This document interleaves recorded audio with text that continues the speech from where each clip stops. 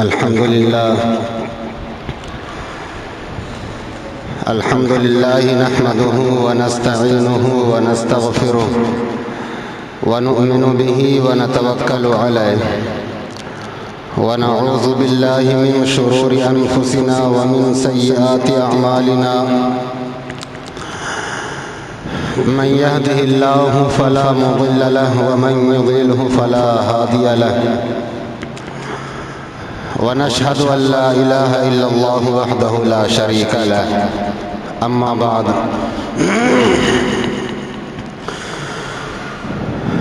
أعوذ بالله من الشيطان الرجيم بسم الله الرحمن الرحيم إن الذين آمنوا وعملوا الصالحات كانت لهم جنات الفردوس نزلا خالدين فيها لا يبغون عنها حولا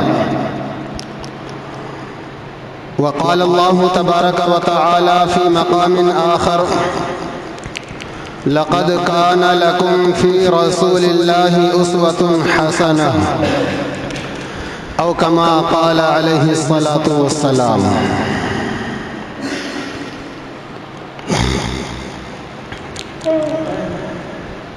کہ محمد سے وفا تو نے تو ہم تیرے ہیں کہ محمد سے وفا تو نے تو ہم تیرے ہیں یہ جہاں چیز ہے کیا لوح و قلم تیرے ہیں۔ میرے محترم مصلیان کرام، عزیز ساتھیوں،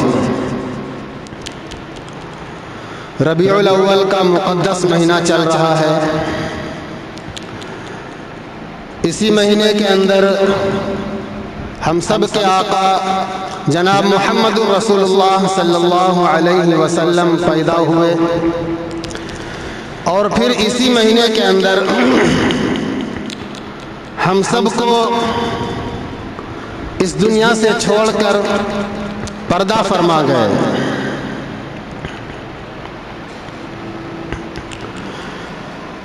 حضور صلی اللہ علیہ وسلم جب اس دنیا میں تشریف لائے،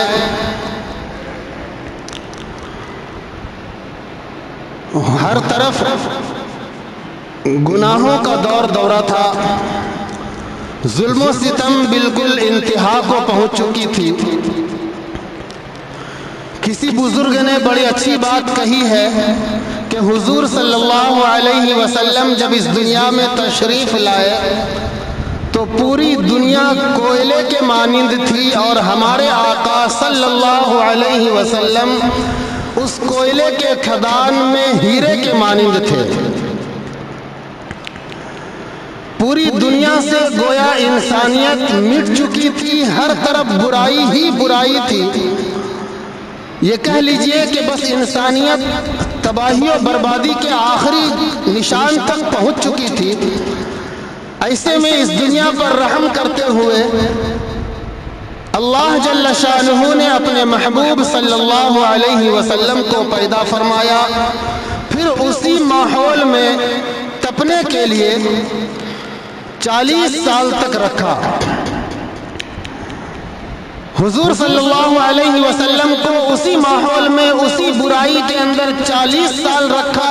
40 سال کے بعد نبوت عطا فرمائی، حالانکہ اس سے پہلے انبیاء کرام آئے، ان کو 40 سال میں نہیں بلکہ 40 سال سے پہلے نبوت عطا فرما دی گئی۔ بہت سے ایسے نبی ہوئے جن کو 25 سال 23 سال، کسی کو 15 سال کی عمر میں بھی نبی بنا دیا گیا، لیکن ہمارے آقا جناب محمد رسول اللہ صلی اللہ علیہ وسلم کو 40 سال تک تپانے کے بعد نبوت عطا فرمائی، تاکہ حضور ماحول کو سمجھیں اور ماحول بھی حضور کو سمجھے۔ حضور صلی اللہ علیہ وسلم کو ایسی برائی کے اندر پیدا کیا گیا جہاں پر انسانیت نام کی کوئی چیز نہیں تھی، ہر ایک دوسرے کا دشمن بنا ہوا تھا، حتیٰ کہ ایسا ماحول بن گیا تھا کہ اپنی لخت جگر، اپنی پیٹ سے پیدا ہونے والی، اپنی بیوی سے پیدا ہونے والی بچی کو زندہ درگور کر دیا کرتے تھے، انہیں زندہ زمین میں دفن کر دیا کرتے تھے۔ انسانیت یہاں تک ختم ہو چکی تھی کہ اگر کسی کے شوہر کا انتقال ہو جاتا تھا تو ان کی بیوی کو تنہا ایک کمرے میں بند کر دیا کرتے تھے۔ وہ نہ کسی سے مل سکتی ہے، نہ کہیں جا سکتی ہے، نہ کوئی کہیں دوسری شادی کر سکتی ہے، حتیٰ کہ اسی حالت میں اس کا انتقال ہو جاتا تھا۔ اور بھی بے شمار برائیاں عام تھیں۔ ماں باپ کی خدمت نہ کرنا، ان کو گھروں سے بے گھر کر دینا، بوڑھے ہو جانے کے بعد ذلیل کرنا، دھکے مار کر کہیں جنگل میں چھوڑ آنا، اس طرح کی برائیاں عام تھیں۔ حضور صلی اللہ علیہ وسلم نے تمام برائیوں کے خلاف عالم بغاوت بلند کیا اور ہر ایک برائی کو جڑ سے مٹائی۔ اللہ کا کلام لوگوں کو سنایا، دھیرے دھیرے لوگ اسلام میں داخل ہونے لگے، لوگ کوئلہ سے ہیرا بننے لگے۔ حضور صلی اللہ علیہ وسلم ایک ایسے ہیرا تھے کہ جن سے جو بھی سڑ جاتا تھا، مل جاتا تھا، وہ بھی ہیرا بن جاتا تھا۔ کتابوں میں لکھا ہے کہ حضور صلی اللہ علیہ وسلم سے لوگوں کا کوئی رشتہ نہیں ہوتا تھا، لیکن جب وہ حضور کی مجلس میں آتے تھے اور حضور صلی اللہ علیہ وسلم کی زبان سے اللہ کا کلام سنتے تھے تو حضور کے ایسے دیوانے ہو جاتے تھے، حضور پر ایسے عاشق ہو جاتے تھے کہ وہ اپنی جان حضور کے لیے قربان کرنے کو تیار رہتے تھے۔ یہی وجہ تھی کہ بلال حبشی رضی اللہ تعالی عنہ غلام ہونے کے باوجود ان کے پاس اپنا کوئی سرمایہ نہیں، کوئی پونجی نہیں، غلام ہے، لیکن جب حضور صلی اللہ علیہ وسلم کا کلمہ پڑھا، حضور سے محبت ہو گئی تو دن رات پٹائی کے باوجود، اور ایسی پٹائی کہ شاید ہم میں سے کوئی برداشت کر پائے، اس ظلم کا ایک حصہ بھی ہم میں سے آج کوئی برداشت نہیں کر سکتا ہے۔ ہمیں کوئی 4 ڈنڈا لگا دے تو ہم ایمان چھوڑنے کو تیار ہو جائیں گے۔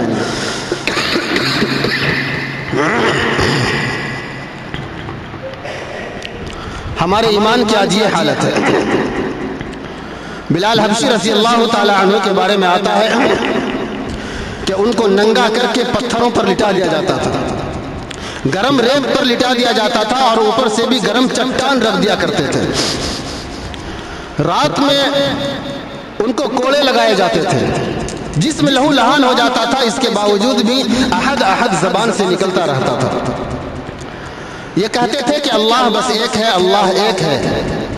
محمد صلی اللہ علیہ وسلم کا کلمہ پڑھ لینے کے بعد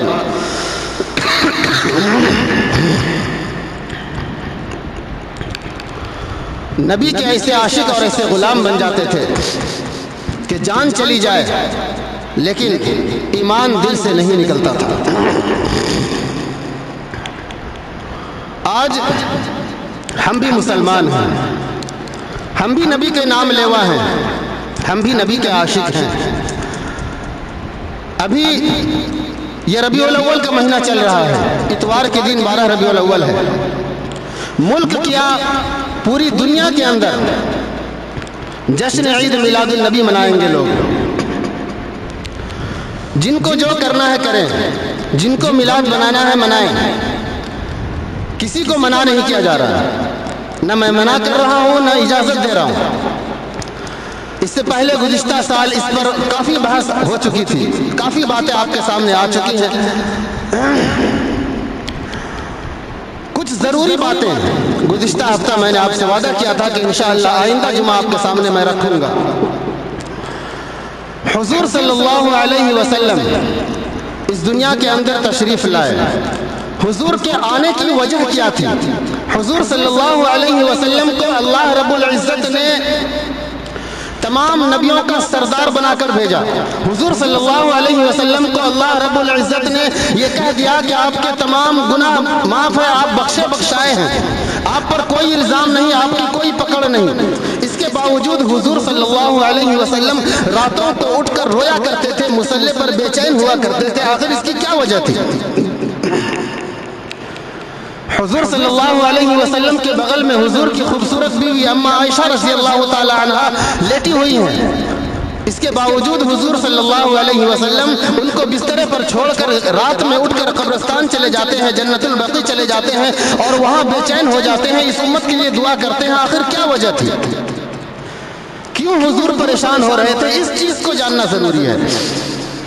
آخر حضور کون سی تعلیم لے کر آئے تھے؟ کون سا پیغام لے کر آئے تھے؟ ہمیں کیا پیغام دینا چاہتے تھے؟ اپنی زندگی سے ہمیں کیا بتانا چاہتے تھے؟ وہ اس طرح بے چین ہو کر کیا کہنا چاہتے تھے ہم سے؟ ہمیں ان چیزوں کو جاننا ہے۔ میلاد کے موقع پر یا 12 ربیع الاول کو ڈی جے بجا کر یا گھروں کو روشن کر کے، گھروں پر لائٹیں لگا کر، سڑکوں کو سجا کر غلامیت کا ثبوت دینے کے بجائے ہم اپنے دل کو صاف کریں، ورنہ مدینے سے پھر یہ آواز آئے گی کہ اے لوگوں، تم نے اپنے گلیوں کو صاف کر لیا جہاں تمہیں چلنا ہے۔ مدینے سے یہ آواز آئے گی کہ تم نے سڑکوں کو سجا لیا جہاں تمہیں چلنا ہے۔ یہ آواز آئے گی کہ تم نے اپنے گھروں کی صفائی کر لی جہاں تمہیں رہنا ہے، اسٹیج سجا لیے جہاں پر تمہیں بیٹھنا ہے، تم نے ڈی جے اور نہ جانے کیسے کیسے لوگوں کو بک کر لیا۔ لیکن مدینے والے یہ کہیں گے کہ جس چیز سے مجھے خوشی ملتی ہے تم نے اس کی تیاری نہیں کی۔ اگر حضور کو خوش کرنا ہے تو حضور کی زندگی اٹھا کر دیکھیں کہ حضور کو خوشی کس چیز میں ملتی ہے۔ حضور صلی اللہ علیہ وسلم کا فرمان ہے، حضور فرماتے ہیں جعلت قرۃ عینی فی الصلاۃ، کہ نماز کے اندر میری آنکھوں کی ٹھنڈک ہے۔ مان لیجئے کہ ہم حضور کا برتھ ڈے منا رہے ہیں، جشن عید میلاد النبی منا رہے ہیں، حضور کا جنم دن ہم منا رہے ہیں، لیکن ہم جس کا بھی جنم دن اس دنیا کے اندر مناتے ہیں، ہم جس کا بھی برتھ ڈے مناتے ہیں، ہم جس کی بھی جنم دن کی خوشیاں مناتے ہیں، پیدائش کی خوشی مناتے ہیں، مسلمانوں کے لیے یہ سب جائز نہیں ہے، لیکن پھر بھی اگر ہم مان لیں کہ یہ ہم کرتے ہیں تو ہم جس کا جنم دن منا رہے ہیں، جس کا برتھ ڈے منا رہے ہیں، جس کی ہم خوشیاں منا رہے ہیں، جس کے لیے ہم نے گھروں کو سجایا ہے، اپنے رشتہ داروں کو دعوت دیا ہے، ان کے لیے ہم کوئی قیمتی تحفہ لے کر جائیں گے، کوئی قیمتی تحفہ لے کر جائیں گے تاکہ وہ شخص خوش ہو جائے۔ جن کا برتھ ڈے ہے، ایسا ہوتا یا نہیں ہوتا ہے؟ جن کا برتھ ڈے ہوتا ہے، اکثر مسلمان، اب بہت سے مسلمان جو منانے لگے ہیں، دعوت ملتی ہے تو کچھ قیمتی گفٹ لے کر جاتے ہیں۔ مان لیجئے کہ اگر ہم منا رہے ہیں حضور صلی اللہ علیہ وسلم کا جنم دن، ہم منا رہے ہیں حضور صلی اللہ علیہ وسلم کا یوم ولادت، تو حضور کو ہم بھی کچھ ایسا تحفہ دیں جس سے حضور خوش ہو جائے۔ اس دن یہ عہد کریں اپنے آپ سے کہ اے اللہ کے رسول، آج سے ہم کبھی نماز نہیں چھوڑیں گے۔ اے اللہ کے رسول، جیسا لباس آپ کو پسند تھا ویسا لباس ہم پہنیں گے۔ اے اللہ کے رسول، جیسی شکل و صورت، جیسی شکل آپ کو پسند تھی ویسی شکل و صورت ہم اپنی بھی بنائیں گے۔ یہ عہد کریں اپنے آپ سے۔ حضور کو خوشی ملتی تھی نماز سے، جعلت قرۃ عینی فی الصلاۃ، تو آج یہ ارادہ کریں کہ ہم انشاءاللہ اپنی زندگی کے اندر کبھی نماز قضا نہیں ہونے دیں گے۔ حضور کو خوشی ملتی تھی لوگوں کو معاف کرنے سے، آج تو ذرا سی بات پر بھائی بھائی میں ایسی دشمنی ہو جاتی ہے، ایسی دشمنی ہو جاتی ہے کہ مرنے تک بات تک نہیں کرتے۔ بہت سے بھائی ایسے بھی ہوتے ہیں کہ مرنے کے بعد بھی معاف نہیں کرتے، ایسے گناہ کرتے ہیں، ایسے دل دکھاتے ہیں، ایسے دل کو ٹکڑے ٹکڑے کر دیتے ہیں آج مسلمان کہ مرنے کے بعد بھی معاف کرنے کو جی نہیں چاہتا ہے لوگوں کا۔ حضور صلی اللہ علیہ وسلم کی یہ عادت شریفہ تھی کہ حضور لوگوں کو معاف کر دیا کرتے تھے، درگزر کر دیا کرتے تھے۔ حضور کے راستے میں لوگوں نے، کفار مکہ نے کانٹے بچھائے، حضور نے ان کو بھی معاف کر دیا۔ حضور صلی اللہ علیہ وسلم کو قتل کرنے کی سازش کی۔ فتح مکہ کے دن تمام لوگ مکہ کے اندر موجود ہیں اور حضور صلی اللہ علیہ وسلم ان سب پر حاکم ہے، بادشاہ ہے، لیکن اس کے باوجود انہوں نے اعلان کر دیا الیوم یوم المرحمہ، کہ آج بخشش کا دن ہے، سب کے لیے معافی کا اعلان ہے۔ جو سفیان کے گھر میں گھس جائے وہ بھی معاف ہے، جو کعبہ کے اندر گھس جائے وہ بھی معاف ہے، جو حرم کے اندر داخل ہو جائے وہ معاف ہے، جو اپنے گھر کا دروازہ لگا لے، بند کر لے، وہ بھی معافی کے اندر داخل ہے، اسے بھی معاف کر دیا گیا۔ یہ حضور صلی اللہ علیہ وسلم کا طریقہ تھا۔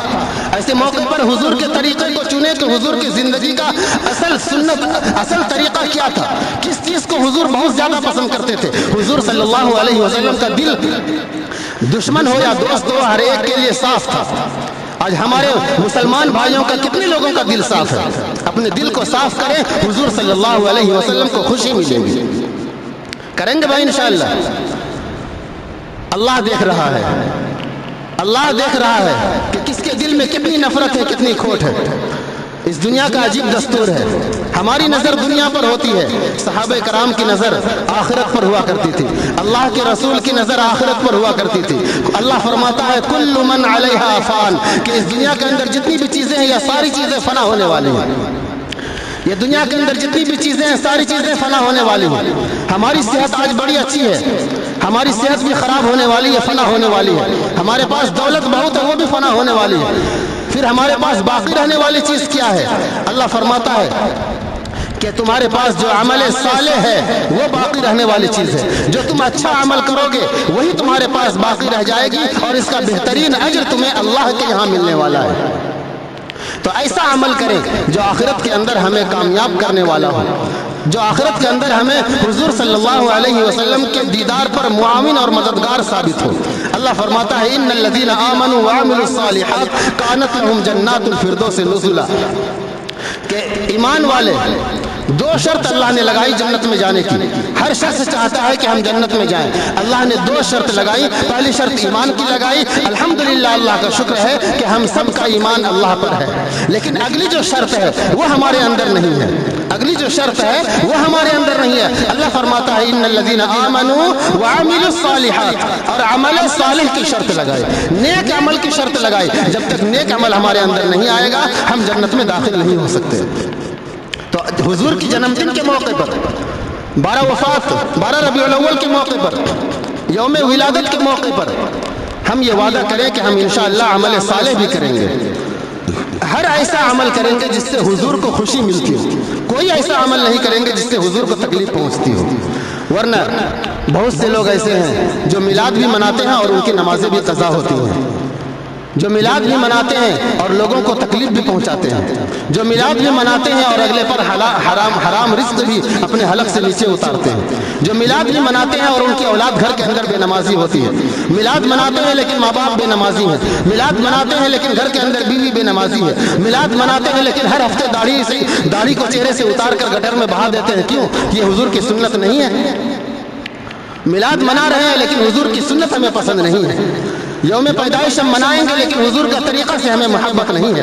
حضور کے جیسا ہمارا لباس نہیں ہونا چاہیے، حضور کے جیسے ہماری شکل و صورت نہیں ہونی چاہیے، حضور کی جیسی ہمارا لباس نہیں ہونا چاہیے۔ حضور جس طریقے کو اپنائے اس طریقے پر ہم قیامت تک بالکل نہیں چلیں گے، لیکن ہاں یوم ولادت ضرور منائیں گے۔ اس سے ہم کامیاب نہیں ہونے والے ہیں۔ اگر ہمیں کامیاب ہونا ہے تو حضور کی ایک ایک سنت کو اپنانا ہوگا۔ حضور کی سنت کیا ہے؟ آپ کو ہر کوئی بتائے گا کہ 12 ربیع الاول کو حضور پیدا ہوئے، حضور نے بڑے اچھے اچھے کام کیے، حضور نے یہ کیا، حضور نے یہ کیا، لیکن حضور پریشانی کتنا اٹھا کر گئے اس دنیا سے اس امت کی خاطر، یہ آپ کو کوئی نہیں بتائے گا اور کوئی جاننا بھی نہیں چاہتا ہے۔ حضور صلی اللہ علیہ وسلم خود فرماتے ہیں اخفت فی اللہ وما یخیف احد ولقد اذیت فی سبیل اللہ وما یوزا احد، کہ جتنے بھی انبیاء کرام آئے تمام میں سب سے زیادہ مجھے ستایا گیا، سب سے زیادہ مجھ پر ظلم کیا گیا۔ جتنے بھی نبی آئے، جتنے بھی رسول آئے، سب سے زیادہ مجھے تکلیف دی گئی، سب سے زیادہ مجھے ستایا گیا، سب سے زیادہ مجھے تڑپایا گیا۔ اس سنت کو کوئی نہیں اپناتا ہے۔ دشمنوں نے تکلیف پہنچائی، حضور نے درگزر کر دیا۔ یہاں اپنے بھائی تکلیف پہنچا دے تو ہم معاف کرنے کو تیار نہیں ہوتے ہیں۔ حضور صلی اللہ علیہ وسلم کے طریقے کو اپنائیے یوم ولادت میں، بلکہ پوری زندگی ہماری حضور کی سنتوں کے مطابق ہو جائے۔ آج مسلمان حرام رزق سے بچنے کی کوشش نہیں کرتا ہے، کھلے عام بے دھڑک بے ڈر نڈر ہو کر حرام کھاتا ہے۔ آج مسلمان کھا رہا ہے۔ غزوہ خندق کا واقعہ آپ کو کوئی نہیں بتائے گا کہ غزوہ خندق کے موقع پر کیا ہوا تھا۔ مدینے پر دشمنوں کا حملہ ہونے والا تھا، صحابہ کرام کے مشورے سے حضور صلی اللہ علیہ وسلم نے خندق کھودنے کا ارادہ فرمایا، خندق گڑھا کھودنے کا ارادہ فرمایا تاکہ دشمن اس کو پار کر کے مدینے پر حملہ نہ کر سکے۔ صحابہ کرام میں حضور صلی اللہ علیہ وسلم نے غز سے ہاتھ سے ناپ ناپ کر زمینیں تقسیم کر دی. صحابہ کرام سخت ٹھنڈی کے موسم میں خندق کھود رہے ہیں. کسی کے پاس کھانے پینے کے لیے کچھ نہیں ہے. 550 یا تقریباً 1000 صحابہ کرام اس میں کام کر رہے ہیں. کسی کے پاس کھانے پینے کے لیے کچھ نہیں ہے. ایک صحابی بھوک سے بحال ہو گئے. اب ان سے پھاوڑا چلنے نہیں لگا, مٹی کوڑا نہیں جا رہا ہے, کمر جھک گئی بھوک کی وجہ سے. 2 دن گزر گئے, 3 دن گزر گئے. وہ حضور صلی اللہ علیہ وسلم کے سامنے جاتا ہے اور بہت مایوس ہو کر کہتا ہے, اے اللہ کے رسول, اب تو میری کمر سیدھی نہیں ہو رہی ہے. اے اللہ کے رسول, میری کمر سیدھی نہیں ہو رہی ہے. یہ دیکھیے, میں نے اپنی کمر کو سیدھی کرنے کے لیے اپنے پیٹ پر میں نے پتھر باندھ رکھا ہے. کپڑا اٹھا کر دکھاتے ہیں تو ایک پتھر اس صحابی کے پیٹ پر بندھا ہوا ہے. پتھر رکھ کر چادر لپیٹ لیا کرتے تھے تاکہ پیٹ اندر دب جائے تو بھوک کا احساس کم ہو اور کام پر لگ جائے. وہ صحابی کہتے ہیں کہ اے اللہ کے رسول, اب میں بے چین ہو رہا ہوں, اب مجھ سے برداشت نہیں ہوتا. حضور صلی اللہ علیہ وسلم نے ان سے کہا کہ تمہارے پیٹ پر ایک پتھر بندھا ہوا ہے. حضور نے اپنا لباس اٹھا کر دیکھا, حضور کے پیٹ پر 2 پتھر بندھے ہوئے تھے. حضور کے پیٹ پر 2 پتھر بندھے ہوئے تھے. حضور نے کہا کہ میں نے بھی 3 دن سے آج ایک لقمہ اپنے پیٹ کے اندر نہیں ڈالا ہے. آج کتنے گھرانے ایسے ہیں جو حلال رزق سے پیٹ بھر رہا ہے. کتنا گھرانہ ایسا ہے پوری دنیا کے اندر, پھر یہ کہتے ہیں کہ اللہ کی مدد نہیں آتی ہے. حرام خوروں پر اللہ کی مدد نہیں آتی ہے. جو اللہ کے نبی کو ناراض کرتا ہے اس پر اللہ کی مدد نہیں آتی ہے. یوم ولادت منانے سے اللہ کی مدد نہیں آئے گی. حضور کے طریقے کو اپنانے سے اللہ کی مدد آئے گی. جو لوگ سود کھاتے ہیں ان پر اللہ کی مدد نہیں آتی. آج ایسے ہی قوم تھوڑی پریشان ہے, پوری قوم پریشان ہے. کہتے ہیں کہ حالات درست نہیں ہو رہے, حالات درست نہیں ہو رہے. حالات آج کے آج درست ہو جائیں گے, بس مسلمان اپنے حالات کو درست کر لیں. اللہ خود فرماتا ہے, قرآن کے اندر ہر چیز کا علاج بتایا ہے.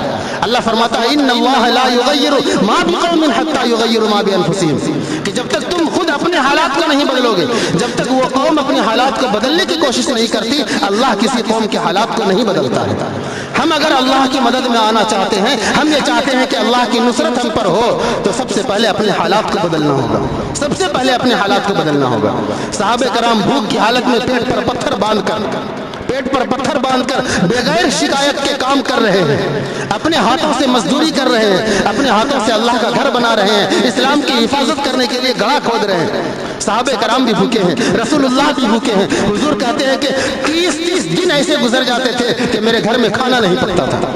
کہیں سے آ جاتا تھا تو کھا لیتے تھے, نہیں آتا تھا تو اللہ کے نام پر روزہ رکھ لیا کرتے تھے. کھانے کے لیے گھر میں کچھ نہیں ہوتا تھا. حضرت عائشہ کہتی ہیں کہ میرے چولہے کے اندر گھاس اگ جاتا تھا. آپ اندازہ لگا سکتے ہیں کہ کتنے دن تک چولہا نہیں جلے گا تو چولہے میں گھاس نکل آئیں گے. یہ حضور کا طریقہ تھا زندگی گزارنے کا, یہ حضور کی سنتیں تھیں. یہ سنتیں آپ کو کوئی نہیں بتائے گا. آپ کو ختنے والی سنت یاد ہے اور ایک شادی والی سنت یاد ہے. شادی میں لاکھوں روپے خرچ کریں گے, لیکن اللہ کے دین کی حفاظت کے لیے جب پیسے نکالیں گے تو چلر نکلیں گے. آج مسلمانوں کی یہی حالت ہے. اسی وجہ سے مسلمان پوری دنیا کے اندر تباہ ہے, پوری دنیا کے اندر تباہ ہے. جب اللہ کے راستے میں خرچ کرنے کی باری آتی ہے تو 100 روپیہ نکالنا مشکل ہو جاتا ہے, اور جب شادی بیاہ کا موقع ہو تو وہاں پر بڑا دکھانے کے لیے, امیری دکھانے کے لیے لاکھوں روپے خرچ کر دیتے ہیں. پھر کہتے ہیں کہ اللہ کی مدد ہم پر نہیں آ رہی ہے. ہماری زندگی کے اندر میرے بھائی سنت نہیں ہے. صرف جشن منانے سے, اس دن خوشیاں منا لینے سے, اپنے گھروں کو سجا لینے سے اللہ کی مدد قیامت تک نہیں آئے گی. قیامت تک نہیں آئے گی جب تک ہم اپنے حالات کو نہیں بدلیں گے, جب تک اپنے حالات کو نہیں بدلیں گے. پچھلی قومیں ایسی ہوئیں جو گناہ کے سبب ہلاک و برباد ہو گئی, تباہ ہو گئی. اگر اپنے حالات کو بدلنا ہے تو حضور کے طریقے کو اپنی زندگی کے اندر لانا ہوگا. جب تک حضور کی طریقے کے مطابق ہم زندگی نہیں گزاریں گے تب تک ہم کامیاب نہیں ہو سکتے ہیں.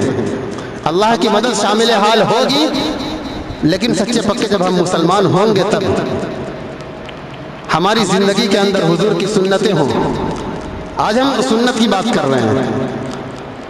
لوگ سوچ رہے ہوں گے ارے ہم تو فرض بھی نہیں پڑھتے ہیں, سنت کی بات کیا کر رہے ہو کھڑے ہو کر. ایسے خیالات لوگوں کے دل میں آ رہے ہوں گے, ہم تو فرض بھی نہیں پڑھتے ہیں, سنت کی کیا بات کرتے ہو. واقعی ایسا ہے, آپ کا خیال بالکل درست ہے. ابھی بالکل سوتے رہیے, جس دن آنکھیں بند ہوگی اس دن احساس ہوگا، اس دن پتہ چلے گا کہ ہم نے کیا کھو دیا، ہم نے کیا کھو دیا۔ قبر کے اندر اگر سکون سے سونا ہے تو ابھی جاگنا ہوگا، اور اگر ابھی سو رہے ہیں تو قبر کے اندر اور قیامت تک کبھی بھی سو نہیں پائیں گے۔ قبر کے اندر اگر سکون سے سونا ہے تو حضور کی سنتوں کو اپنانا ہوگا۔ حضور کا طریقہ تھا کہ پیر کے دن روزہ رکھا کرتے تھے۔ کیوں؟ کیونکہ پیر کے دن حضور کی پیدائش ہوئی تھی۔ حضور کہتے ہیں کہ فیہ ولدت۔ حضور سے پوچھا گیا کہ اللہ کے رسول آپ پیر کے دن روزہ کیوں رکھتے ہیں؟ حضور نے فرمایا کہ اس دن میری پیدائش ہوئی ہے۔ پیر کے دن روزہ رکھا کرتے تھے حضور صلی اللہ علیہ وسلم، اور یہ روزہ رکھنا مستحب بھی ہے، تو ہم بھی روزہ رکھیں، ہم بھی روزہ رکھیں۔ حضور کی پیدائش ہوئی ہے تو صرف سال میں ایک دن نہ منائیں، منا رہے ہیں حضور کا برتھ ڈے، جنم دن، جشن میلاد النبی، تو صرف ایک دن نہ منائیں 12 ربیع الاول کو، ہر ہفتے منائیں۔ ہر ہفتے پیر کا دن آتا ہے، ہمیشہ منائیں۔ حضور کا بھی یہی طریقہ تھا، حضور بھی ہر پیر کو روزہ رکھا کرتے تھے، ہر جمعرات کو روزہ رکھا کرتے تھے۔ ہم بھی رکھیں۔ زندگی کا مقصد کیا ہے؟ کہ ہم کامیاب ہو جائیں۔ تو کامیابی کس میں ہے؟ حضور کے طریقے کے اندر ہے۔ وقت زیادہ ہو رہا ہے، اللہ تعالیٰ عمل کی توفیق عطا فرمائے، ہم سب کو سنت کے مطابق زندگی گزارنے کی توفیق نصیب فرمائے۔ ہم تو اتنے ناشکرے ہیں کہ ہمارے فریج کے اندر سامان بھرا ہوتا ہے، پھر بھی ہم کہتے ہیں کہ اللہ نے بڑی پریشانی کے عالم میں رکھا ہے۔ جیب بھرے ہوئے ہیں، پھر بھی کہتے ہیں کہ پیسہ نہیں ہے، نقصان ہو گیا۔ صحابہ کرام کی زندگی کو دیکھیں ایسے موقع پر، جب ہم میلاد منا رہے ہوتے ہیں تب صحابہ کرام کی زندگی کو دیکھیں۔ ابو ہریرہ رضی اللہ تعالیٰ نام سنتے ہوں گے، اکثر حدیثوں کے اندر، بہت سی حدیث کے اندر ان کا نام آتا ہے۔ وہ کہتے ہیں کہ بھوک کی وجہ سے میں بے ہوش ہو جاتا تھا۔ مسجد نبوی، جب آپ مدینہ جائیں گے آپ دیکھیں گے مسجد نبوی کے چوکھٹ پر پڑے رہتے تھے، بے ہوش ہو جاتے تھے۔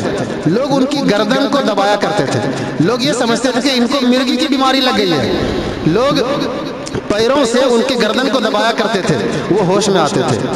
وہ خود اپنا واقعہ بیان کرتے ہیں بعد میں کہ لوگ یہ سمجھتے تھے کہ ابو ہریرہ کو مرگی کی بیماری ہو گئی ہے، اسی لیے وہ گر جاتے ہیں۔ مجھے مرگی کی بیماری نہیں تھی، مجھے بھوک نے مجھے بے حال کیا ہوا تھا، بھوک کی وجہ سے میں بے ہوش ہو جاتا تھا۔ آج ہمارے پاس سب کچھ ہونے کے باوجود اللہ کی نافرمانی کر رہے ہیں۔ وہ بھوکے ہونے کی حالت میں بھی اللہ کے رسول کے در کو چھوڑنے کے لیے تیار نہیں تھے۔ آج ہمارے پاس سب کچھ ہے، پھر بھی ہم اللہ کے رسول کے در کو چھوڑے ہوئے ہیں۔ یہی وجہ ہے کہ اللہ بھی ہمیں چھوڑے ہوا ہے۔ اگر ہم چاہتے ہیں کہ اللہ ہمیں اپنا لے، سب سے پہلے ہمیں اللہ کے رسول کو اپنانا ہوگا، اللہ کے رسول کی زندگی کو اپنانا ہوگا۔ وآخر دعوانا الحمدللہ رب العالمین۔ سنت ادا کر لیجیے۔